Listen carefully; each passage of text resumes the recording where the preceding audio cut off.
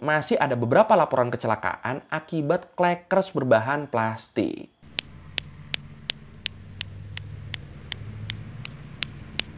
Tapi sejujurnya jadi penasaran gue, siapa ya yang pertama ngasih nama mainan ini di Mesir? Jadi di suatu malam, seorang teman yang bernama Madi, kalau nggak salah namanya Madi nih, Madi Ranaldi. Dia ini ngechat gue, bilang, "Koi, kenapa lu nggak bahas sejarah lato-lato, mumpung masih rame loh?" Gue langsung, ya juga ya, pintar juga ini si Madi nih. Dan ya udah, karena dia udah ngasih ide, jadi episode ini gue bikin spesial buat dia. Ya walaupun dia kayaknya nggak butuh juga sih. Soalnya kan di TikTok juga followers banyakan dia. Subscriber juga banyakan dia. Followers IG banyakan gua sebenarnya. Tapi akun dia verified.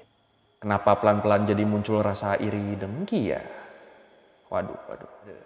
Koyo cabe.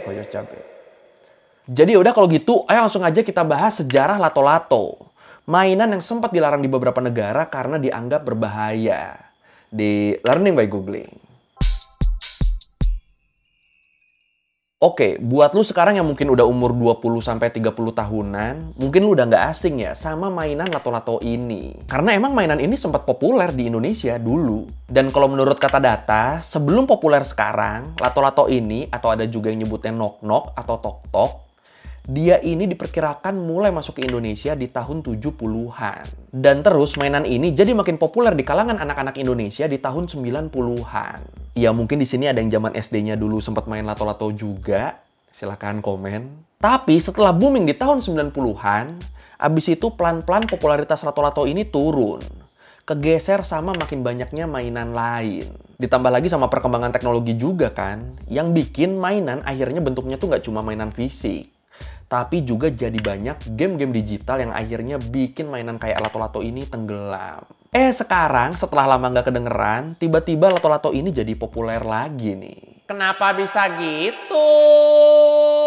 Kalau menurut Ihsan Rosyid Mujahidul Anwari, dosen ilmu sejarah di Universitas Airlangga Surabaya, beliau bilang alasan kenapa lato-lato ini bisa populer itu nggak lain karena kita, manusia, itu adalah Homo ludens. Apa tuh Homo ludens? Ya secara harfiah, Homo ludens itu artinya makhluk yang suka bermain. Iya, jadi manusia emang punya jati diri, emang punya insting buat bermain. Jadi manusia tuh emang suka nyari kesenangan. Dan ya biasanya di setiap era, di setiap zaman selalu ada kan tuh tren mainannya masing-masing. Contohnya deh nih, dulu kita baru bisa dibilang main kalau kita keluar rumah. Kalau kita ketemu temen dan main bareng-bareng di luar. Mau itu main kelereng, main bola, cing sumput, cing benteng, ya banyak lah. Tapi waktu eranya rental PS sama warnet naik, ya akhirnya trennya beralih lagi. Beralih ke game-game di PS atau di internet. Dan di situ namanya main udah nggak perlu nguras fisik lagi tuh. Cukup duduk juga udah bisa dapat kesenangan dari bermain. Nah, kebetulan kali ini lato-lato dinilai menyenangkan buat dimainin sama banyak orang. Makanya nggak heran kalau akhirnya lato-lato bisa jadi ngetren lagi. Dan masih menurut Bapak Ihsan tadi, penyebaran informasi lewat media juga punya peran besar yang bikin lato-lato jadi ngetren lagi. Ya, bagus sih ini trennya ya kalau menurut gua ya. Ya, kapan coba terakhir kita lihat mainan fisik dan tradisional begini jadi viral? Lupa gua. Kapan nih sebelum ini ya?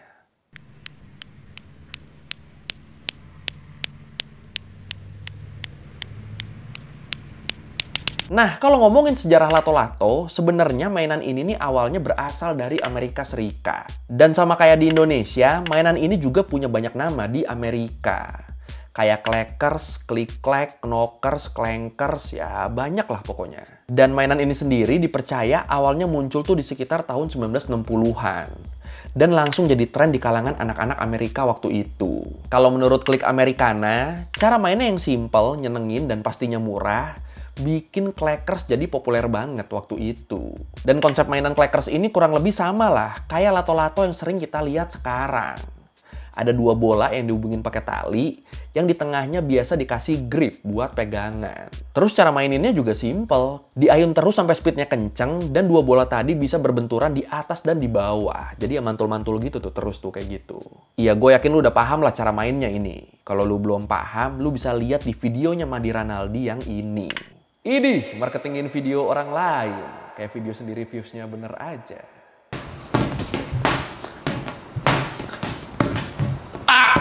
Dan sebenarnya yang ngebedain Clackers di Amerika waktu itu sama lato-lato yang ngetren sekarang itu cuma bahan bolanya. Jadi, kalau menurut Groovy History, awalnya bola-bola Clackers itu dibikin dari bahan kaca. Di sini bunyi benturan dari kaca yang klak klak klak klak klak klak klak klak klak klak klak klak klak klak klak klak klak. Akhirnya bikin mainan ini dikasih nama Clackers dari bunyinya yang klak klak klak klak klak klak klak klak klak klak klak klak klak. Terus selain kaca, beberapa Clackers juga dibikin dari bahan kayu, logam, plastik sampai akrilik. Jadi emang ada beberapa varian gitu ya. Dan gak cuma jadi sekedar mainan, popularitas Clackers bahkan sampai bikin dia ada kompetisi level dunianya. Kalau menurut kata data, kompetisi internasional Clackers sempat diadain di desa Calcinatella, Italia. Di desa itu, para pemain Clackers dari berbagai negara kayak Belanda, Belgia, Swiss, Inggris, sampai Kanada, mereka di sana saling berkompetisi nunjukin skill Clackers mereka. Kebayang suaranya ini ya, di kanan kiri kita, depan belakang semuanya bunyi klak klak klak klak klak klak klak klak klak klak klak klak klak klak klak klak.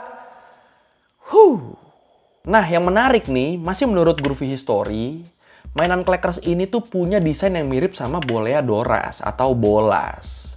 Senjata tradisional orang-orang Gaucho. Siapa tuh orang Gaucho? Orang Gaucho itu simpelnya adalah suku tradisionalnya Argentina sama Uruguay. Nah, senjata mereka yang namanya bolas itu, yang mirip sama Clackers itu, biasanya itu dipakai buat berburu binatang. Ya, dari bentuknya sih emang mirip banget ya. Batu yang diikat pakai tali dan ujungnya tengahnya dijadiin pegangan. Walaupun yang senjata mungkin talinya bakal lebih panjang nih.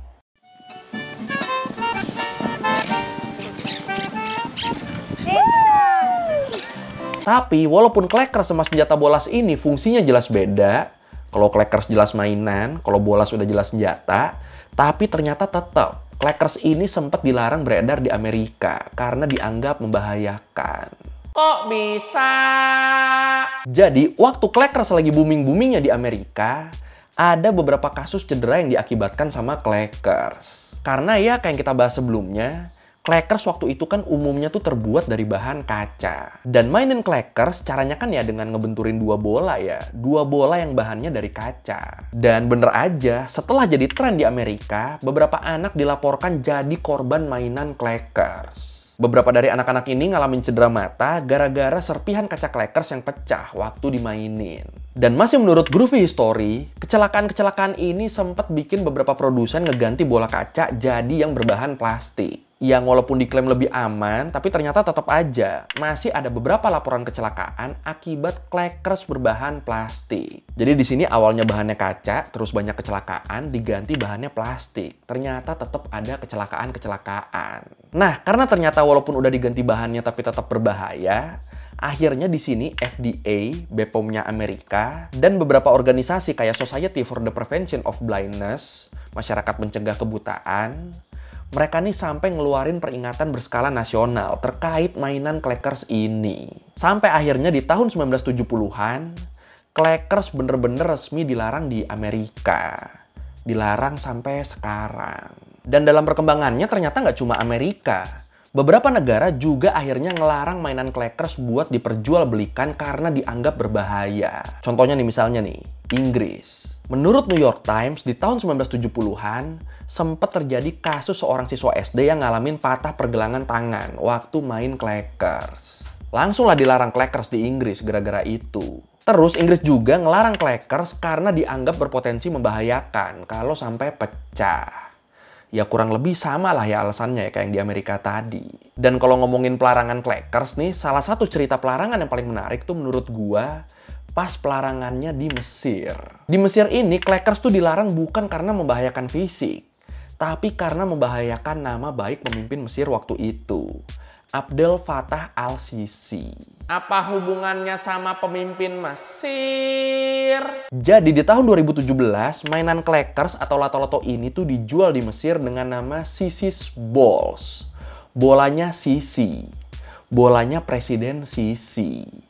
Ya, lu tau lah ya di sini bola maksudnya apa ya. Pici. Nah, karena mainan ini makin populer di sana, akhirnya mainan ini nih dianggap melecehkan nama Presiden Mesir waktu itu. Sampai-sampai nih, kalau menurut Groovy History, Pemerintah Mesir waktu itu sampai melakukan penyitaan ke lebih dari 1.000 mainan lato-lato. Dan gak cuma nyita mainannya, pemerintah juga sampai nangkap 41 pemilik toko mainan.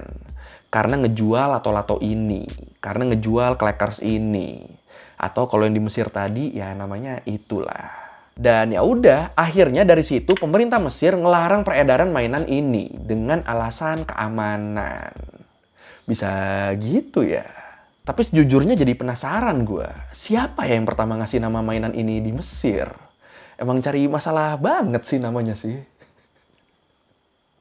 Altogether, the result of the nationwide Which report on these clacker balls was very unsatisfactory. Only 2 brands passed more than half the tests, and even these failed some of the more important ones. On average, the remainder failed to get through even a third of the tests, a very depressing result. Dan sayangnya, tren lato-lato di Indonesia juga ternyata sempat makan korban nih. Kalau menurut CNN, seorang anak di Kubu Raya, Kalimantan Barat, dia jadi korban mainan lato-lato. Jadi si anak ini matanya tuh nggak sengaja kena serpihan bola lato-lato yang pecah waktu lagi dia mainin. Dan selain kasus itu, menurut Detik Health, ada juga bocah usia 5 tahun di Sukabumi yang jadi korban. Si bocah di Sukabumi ini nggak sengaja kepukul di bagian bibirnya waktu ada temennya yang main lato-lato. Aduh, emang tetap perlu pengawasan ya ternyata ya. Tapi lato-lato ini ada manfaatnya nggak sih? Nah ini, walaupun ada beberapa laporan soal kecelakaan gara-gara lato-lato, tapi ternyata main lato-lato ini tuh nggak sepenuhnya buruk. Malah ada beberapa manfaat yang bisa didapetin dari main lato-lato ini. Kalau menurut Dr. Benny Herlianto, spesialis anak di National Hospital Surabaya, dia bilang main lato-lato tuh pada dasarnya ngelatih motorik anak. Khususnya motorik halus. Jadi, main lato-lato kalau menurut Dr. Benny itu kan butuh fokus dan koordinasi yang baik ya antara mata sama tangan. Jadi intinya ngelatih motorik halus lah inilah. Dan dari sinilah motorik halus kita terlatih. Nah, motorik halus yang terlatih ini nantinya bisa berdampak ke perkembangan kecerdasan si anak. Terus selain manfaat itu, main lato-lato juga secara nggak langsung bisa nembuhin sikap pantang menyerah dan ningkatin kesabaran. Karena kan si anak dituntut buat bisa mempertahankan pantulan lato-latonya selama mungkin ya. Anjir, ya juga ya. Dan ya kalau gue pribadi sih, main apapun selama nggak berlebihan, nggak bikin lupa waktu dan bisa diambil manfaatnya, ya nggak ada masalah. Tapi kalau menurut lu sendiri gimana? Apakah tren lato-lato ini sekarang lebih banyak manfaatnya atau lebih baik dilarang aja karena ada ancaman bahaya? Silakan komen.